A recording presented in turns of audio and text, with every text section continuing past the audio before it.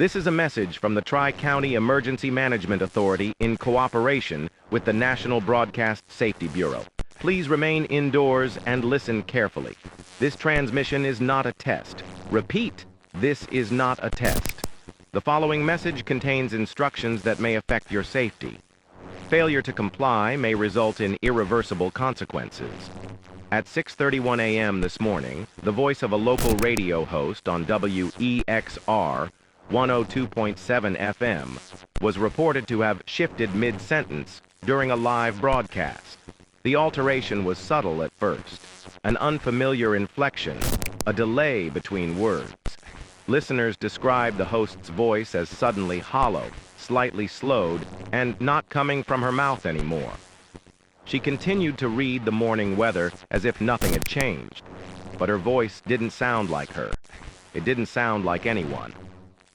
Soon after, police received reports from multiple callers claiming that when they spoke aloud, either over the phone or in person, their voice was not the one they heard. It echoed slightly, as if recorded in a damp room, and carried a dragging rasp beneath each syllable. One individual described it as, like my words were being filtered through someone else's teeth. Another said, I told my son to get dressed, and my voice asked him to come closer instead. All affected individuals so far appear normal from a distance. They move, breathe, and respond. But when asked to repeat a specific phrase, they hesitate, as if waiting to hear what the phrase will be. Their mouths open, but the words seem delayed, like a video out of sync with its audio. Some subjects show signs of distress after speaking. Others don't blink. Others smile too long. We have confirmed that this phenomenon is not isolated to individuals exposed to radio broadcasts. It now appears to be spreading via spoken interaction.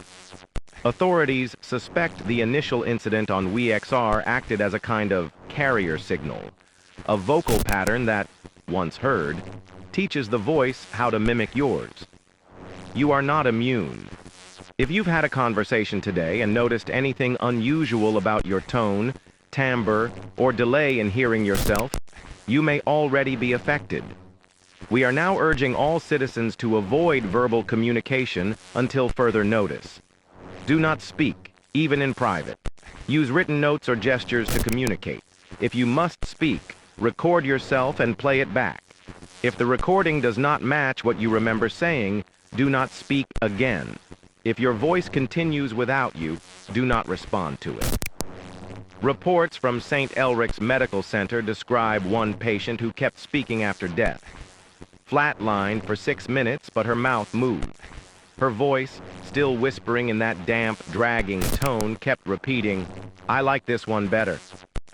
In several documented cases, family members say they were speaking with a loved one when they realized the person hadn't blinked for over 20 minutes.